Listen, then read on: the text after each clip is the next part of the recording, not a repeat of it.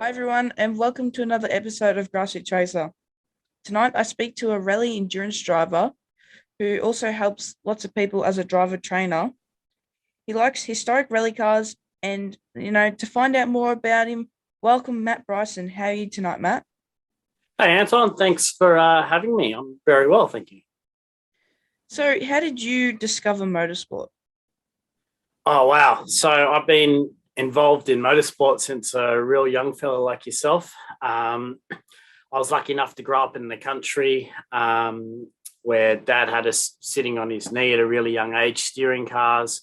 And then I had my first car at the age of 8, which I was driving. We had blocks of wood bolted to the pedals, and I had a booster seat and cushions behind me to try to get me close enough to the steering wheel. And I've been sort of driving since a young age, and motorsport follows from there.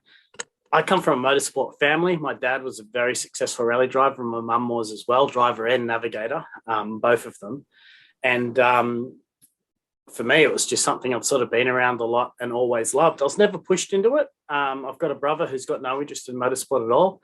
My parents were very open about us trying all sorts of things, but I just loved it and have been involved in. I've been very fortunately involved in all sorts of different levels of motorsport throughout my life, from grassroots all the way up to international. So I've been loved it. Yeah, so it's a real pleasure to have you on tonight. And you said that you have been driving since you were young, and you also have done a bit of navigating in your time. So, what did you actually start off professionally? So, did you drive first, or did you co-drive professionally first? Um, I started navigating uh, primarily because with Motorsport Australia, I'm not sure what the rules are these days, but you could co-drive at 13 or 14 years old, where you couldn't drive because rallying's on public roads. You could do club motorsport, motorcarners and stuff. So I started off co-driving, and then on the bigger classic marathon events like Peking to Paris, we shared the driving and co-driving. I started off purely co-driving, but soon it worked out that it was a lot better for us to share the duties. But yeah, I've sort of had a role in doing everything. Um, uh, where I'm with a really capable driver, usually what we do is, if the navigation's really tricky, I end up doing the navigation. And if the navigation's easier, I end up doing the driving. Yeah. So, just quickly, I'll just thought I'd let you know with the rules now these days. If you're old enough to get a speed license, so you can do rally, Yep. obviously fast. Yep. I could do it at age. I'm 15, but I could probably do it at 13 as long as I had an adult who could. When we had to drive to the next stage, he hopped in the Drive the driver's seat. transport stages. Yeah. Yeah. Um, but yeah, otherwise, I think young you're allowed to drive it at a young age. Would you have a favorite rally car that you've driven? Gosh, so many different horses for courses. Certainly for the endurance rallying, by far the best car is the car which we use, well, I think, which is Leyland P76. We've sort of got that car to a point where it's really good for what it does. And that's because of my dad. Like, I mean, he was the one that recommended we use that. Um, I really like the Tyrrell Porsches. I think they are a really good car. I like them.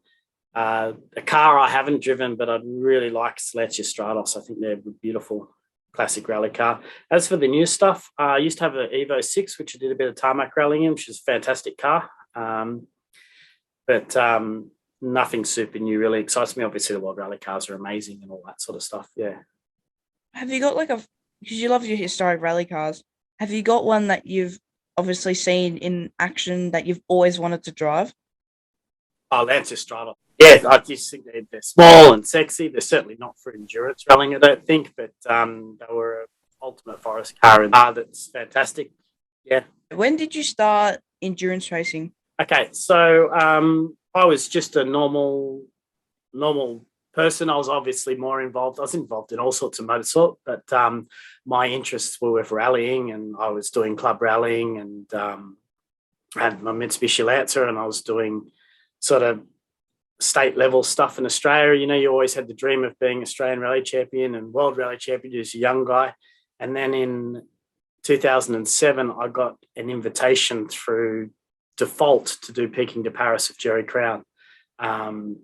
Jerry and Dad were supposed to be doing Peking to Paris, but the Chinese had a rule that no one over 65 or 70, I can remember, could drive. So as a result, Jerry needed a co-driver that was young enough to drive the Chinese leg. And the rules of the rally were you weren't allowed to have a driver change or you'd be excluded from the results. So I had to be there the whole way through. And that's how I got involved. It was just through luck. I had no interest in historic cars and classic rallying and all that. I wanted the latest and greatest and be the fastest in the world. And it all just kind of evolved and changed. That event, whilst on paper was a disaster, was one of the best things I've ever done. And when you're doing motorsport and traveling the world and seeing different countries and cultures, and you're not just going down the freeway, you're always on back roads and seeing places you'd never normally see. I was a day into the outback China and I just thought this is the best thing ever. It was just fantastic. And I was so lucky to be there that I've done everything I can to keep doing it. And here we are. I've done probably over 10 big international endurance rallies around the world, and I just love it every time I go. You've won that rally 3 times, which is quite incredible to think about. And also just about China, it's like you don't always imagine the back roads. You always think of the big towns and sometimes the farms, but not really the back roads, like how different it is from the town. So obviously it was something different for you to experience. Yeah, absolutely. Like, I mean, coming from Sydney, I'm a big city sort of person, but Beijing, it's got to be at least 10 times the size of Sydney. And, we drive across Beijing and then, you're into quite desolate country from Beijing up to Mongolia. You're on the edge of the Gobi Desert, then into the Gobi Desert. It's really, a lot of it's a lot more desolate than Australia, than outback Australia. It's really quite, it's just amazing to see that. The change and the culture and the change of people across the world, all the way from Far East Asia into Europe and the development across there, which is just amazing. Is endurance rally and normal rally kind of similar, but how is it structured differently? So the big difference is, so there's a few different types of historic or endurance rallies we do. Peking to Paris is the big and tough one, and it's the real push-on rally, which is just like rallies in Australia, except we don't have any backup. We don't have any outside service, and we don't have any service crews. So we have to be able to look after the cars on our own. We have to be able to fix them on our own. We are allowed to go to workshops, but it's not allowed to be pre-arranged. So you have to be very self-sufficient. And when you're in Mongolia, the 9 or 11 days, depending on what year they've run the rally and the route they take across Mongolia, there's really nowhere to fix the car. There are villages along the way, but there's nothing really high tech. So you have to be really resourceful, and if you have a problem, really resourceful and really able to fix the car and keep going. And that's the big difference with modern rallying now. You go out, you do a couple of kilometres, you come back into the service park, you refuel, you refresh whatever's wrong, you put new tyres on it. We don't have that option. We have to just be able to do it all ourselves. And that makes, every day, regardless of kilometres, every day on the rally is at least 8 hours in the car. And then you've got to look after it, check it every night. If you don't check your car every night, something's going to go wrong because it's so rough and so long that something's going to rattle loose. And that's the other thing. There's very long stages. So the second day in Mongolia in this last 2019, there's 440 kilometres. Jeez. Was the first stage. So we had 4 controls. We had to stop along the way, but it was only stop in and out and go again. So every 110K, but it's 440 kilometres before we got a rest. And even then we had to drive under a average speed, it was a lower speed to achieve, but into the city and through the city to where the finish of the day was. But so whilst speed is a part of it, endurance is a big part of it, and the ability to keep going and the ability to fix a problem on the run, to not go, oh, well, that's it, we're out of the rally, to be able to go, right, we need to resolve it quickly and keep going. Now, just for my next question, I have a question that will help me ask the next one. Do you have to carry all your tools in the car? So So all tools and all spares. yes. So would you bring like maybe 2 spare tires, maybe a 1/2 inch socket set, maybe a power tool? What would you? Yeah. So I've always weighed up the weight versus speed benefit of a rattle gun. They're getting so good now that I use a battery rattle gun in the shed all the time. They're getting so good now, and I'm probably getting a bit slower and a bit weaker. That spinning the wheels off is a bit faster with the rattle gun. But no, I never have. But yeah, carry basic tools, a spanner set, a socket set, a big shifter, a pair of multi-grips, pliers.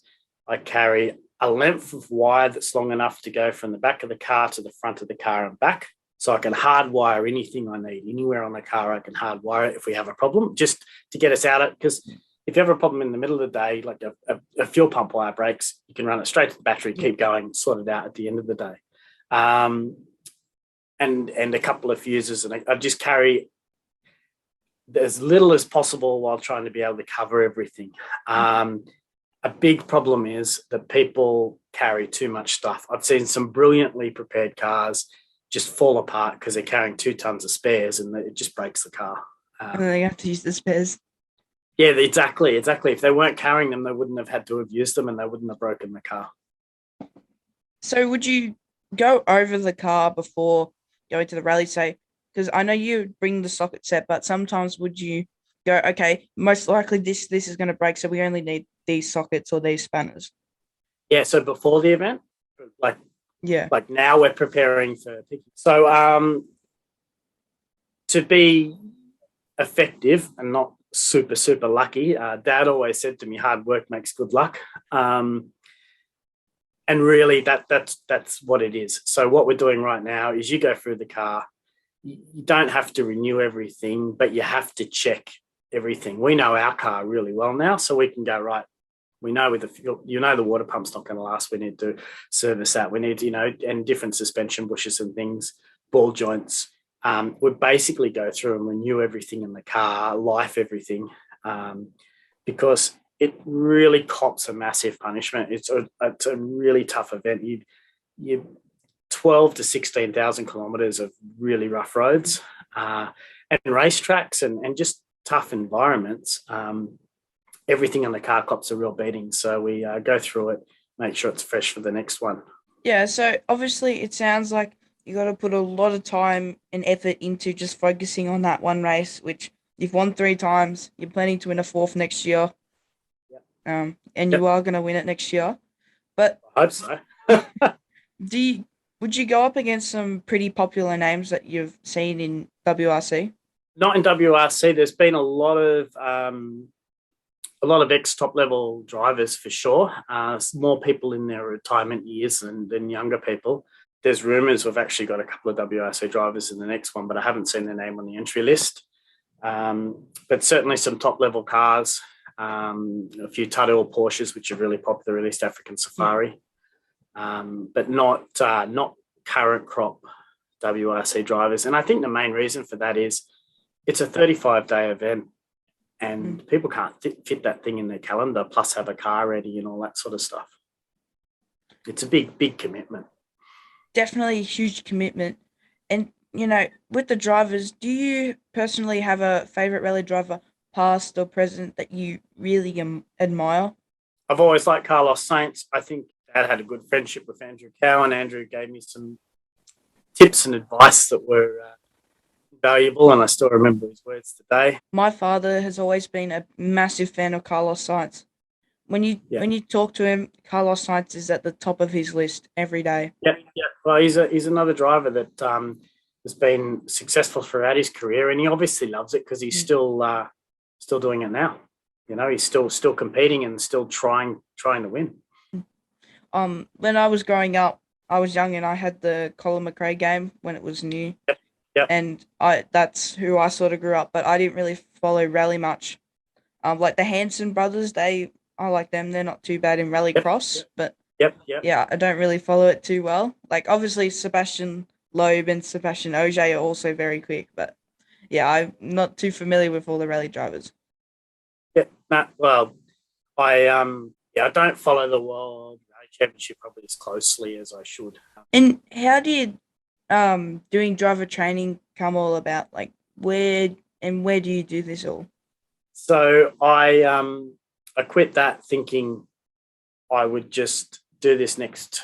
It was Peking to Paris. Do the next Peking to Paris, and then find a job back in insurance. And from there, I got another job preparing another car, and then I got a couple of customers that had never done rallying before, and I got involved in teaching them how to navigate, teaching them how to drive in rough conditions, and it sort of evolved from there. I've not gone out of my way to chase, well, not really chase driver training stuff. It's more been for customers I prepare cars for, and a couple of other people just to sit in with them and give them some pointers how to either tidy stuff up or how to present the car on dirt versus racetrack stuff. So you obviously work with a variety of things, and with the training, Yep. have you got any drivers that you're currently working with? No, I'm about to start. Well, I'm about to start with one that's doing the next Peking to Paris. But I'm just going to spend some time with him and talk about car preservation and what he needs to do to get the car through, but still be fast, still keep the speed up. But no one competing in any championships or anything like that. No. Do you have any advice to give to anyone starting out in rally? Like, I know when I started out in rally, I found it a little bit tricky, compared to circuit, getting the rear out and having to actually like sort of slide through the corners instead of going outside, inside, and out. Sort of carrying momentum is really important in rally. Yeah. And like you got to change your driving style as well, because when you're on the accelerator, in race car it's smooth when it's on the circuit. Then in the rally, sometimes it's pump, pump, pump, flat out. Yeah, I think smooth is always faster. Sometimes you do need to either pump or jab the brakes or unsettle the car to get it to move. If the car's Ilodinsky he always described it as a ballet on dirt. You just want the car dancing. You don't want it out of control sliding, just dancing. And if it's a little bit loose, you can always change the direction of the car. My advice for someone starting out is don't try to win it. Yeah. If you try to come 10th, you probably will win it because you have that little bit in reserve. One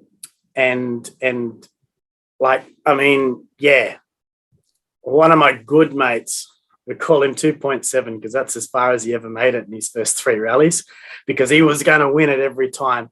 And he spent so long, it took him 3 years to do, 6 kilometers of rallying. If he had gone slow, he would have done more rallying in one rally and gained and built experience.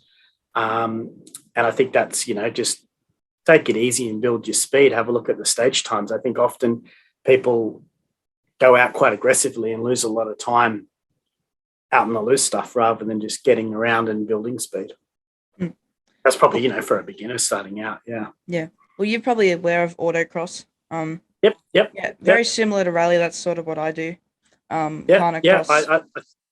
think carnacrosses are motor carners and carnacrosses, but carnacrosses are a great skill builder and a great sport. Yeah, I'm not sure if you've heard of Bagshot. Yep. It's sort of where I live. I've been around Bagshot, HRA event a long time ago. Oh yeah. Yeah. Yeah, I go out there once every month or 2 months.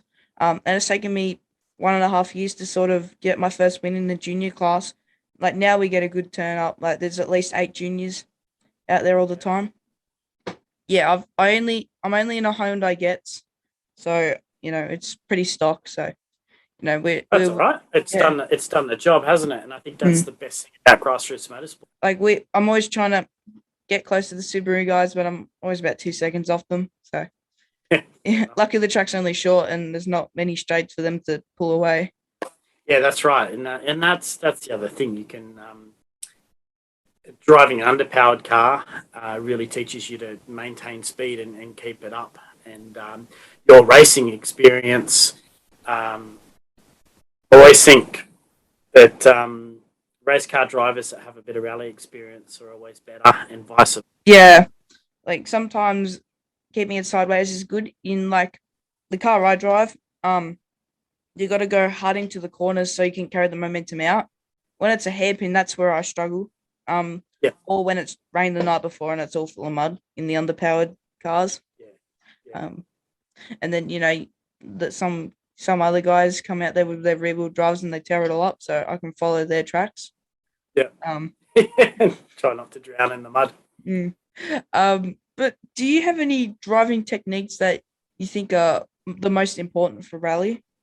No, like I mean, the first thing I teach people, especially if they come from the racetrack, if they're driving in really rough terrains, is brake before an obstacle. Don't brake over it because you compress your suspension, and then the suspension has no travel, and you stuff everything in the front end. Which I see often with people that come from racetrack stuff. They carry the brakes through things rather than with a rally car. You really want to brake before it and then get back on the power through something.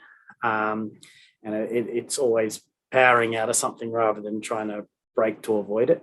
Other than that, I don't know. It depends on the particular driver. That's probably the biggest thing that people, where I've seen issues with people. How important is driving, like the driver navigator relationship during an event? Oh, and our events, absolutely critical. I've seen marriage breakups. I've seen best friends never speak to each other before. I've seen physical fights, or navigators or drivers just walk off in the night and never be seen again. Jeez. It's 35 days in a pressure cooker environment. With Jerry and I always had a great relationship. We're always really good mates. We had a couple of fights early on, but both of us are very task oriented. But it's critical. That's very true. You need each other. The navigator needs the driver to drive. So they can both, at the end of the day, hopefully walk away with the trophy. It can be very difficult, I believe. Like, I haven't had a co-driver or haven't navigated for someone, but I have seen that the relationship needs to be all there. Like, obviously, it makes friendships too, and like, I mean, I've got friends for life from these events too. You do need to have either be really tolerant or understand that everything's not going to be easy all the time on these things.